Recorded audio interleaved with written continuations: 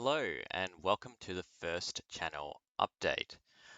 I want to say thank you to everyone for the amazing response on the Cosmeteer series. This series will definitely continue. I might also end up doing some recorded guides based on what I learned from the series as well for anyone who's interested in that. I'm obviously still learning the game though, so that's not going to come too soon. And the mistakes that I'm making at the moment are kind of fun because we get to watch the ships blow up and me facepalm, although you can't see that on camera, obviously. In terms of what the Cosmeteer series has done for my channel, is that my YouTube subscriber count has actually more than tripled at the time of recording. Granted, from a low base, but still, it's kind of a big deal for me. And the Twitch follows have also increased. So, for those who are hoping to catch a stream as well, I'm on Melbourne, Australia time, which is plus 11 GMT at the moment, and plus 10 GMT on non-daylight savings time. But it's plus 11 for the summer period down under. I have some regular stream times. The rest of the time, it depends on what's going on in my life because I have a full-time job, I have friends, I have a girlfriend, all those things, right? They're going to take priority. If I'm streaming during the weeknight, it will likely be between 8 p.m. and 10 p.m. If I'm streaming on a Saturday, it will probably be around 11 a.m. to 1 p.m. And if on a Sunday, it'll probably be around 1 p.m. to 3 p.m. That's all in my local time. So convert it to your own local time zone. You can Google this pretty easily. If there are requests for other times, I'll consider it. But I do have a full-time job, as I mentioned before, and I also need to be considerate of my partner in terms of noise levels, in terms of what time I stream. So if you're going to ask for me to be streaming at 3 a.m., I'm sorry, at this stage, it ain't going to happen. In terms of what games might come up post Cosmeteer or even concurrent with it, then here's a vague idea just based off my Steam wish list at the moment. But if you'd like to post in comments anything you'd like to see, then see me try, I should say, then I'll definitely consider it. But just to run through the list, Warlords Under Siege. This releases on the 3rd of December. So I'm going to be picking that up. Splattercat Gaming featured that not long ago, and it looked pretty fun. He had some good thoughts about it. I like his videos and I like his impressions of games, so I'll be picking that up when it releases. Also, Dwarf Fortress is coming to Steam on the 7th of December with, shall we say, updated graphics from the ASCII look. I mean, it's still very pixel graphics and, not even as advanced as RimWorld, but I've always been interested in playing that game, but don't know ASCII enough and couldn't really approach it.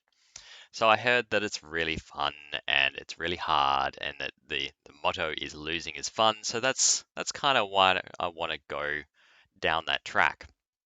I'm not saying that I'm going to be playing all three games at the same time. If people have a preference between Dwarf Fortress and Warlords Under Siege, maybe I'll look at that.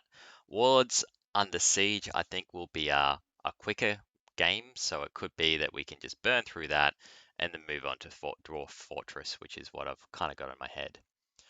I've always been a fan of the Warhammer series as well, and Darktide looks really interesting. There's some good reviews out there as well from the closed betas, etc.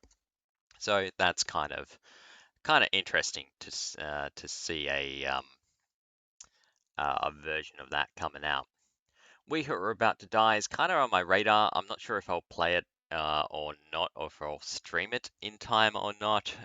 Streaming and YouTube's can be brutal in terms of people's interests fade really quickly, so it's not necessarily great for streaming. Falling Frontier, I don't care. I'm going to be playing this game. It looks amazing. I've got high hopes for it, and I just hope that it lives up to the hype. So it's more of a strategy game, um, more of a combat seems to be more stealth focused, sort of submarine-ish, almost in space, where you can ambush people when you don't know exactly where people are. And I kind of like that ambiguity. I think it adds into a fun element into RTS games. Frostpunk, the first one was amazing. I loved it. It was too short, in my opinion, but that was the only criticism I could level at it, which is kind of a, a great sort of criticism when you really want more. So when the second one comes out, I will definitely be picking that up and playing it. I didn't play the first Kerbal Space Program, but I really want to play the second when it releases, and it's not too far out as well. It's 25th of February, not far away at all. The first one looks like a lot of fun as well, but I'm not sure if it's one for the streaming channel. We might just hold off until the second one.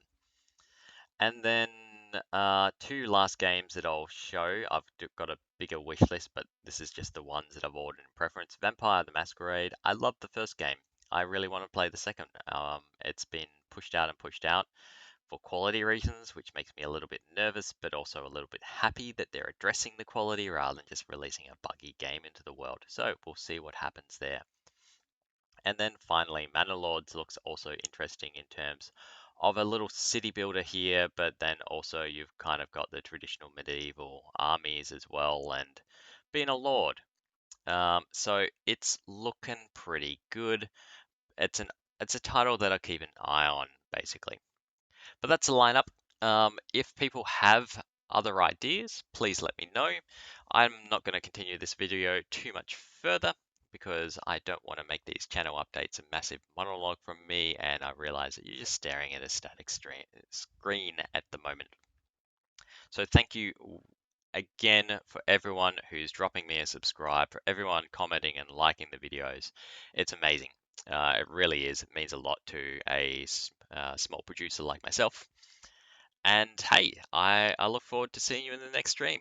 Thanks, everyone. Bye now.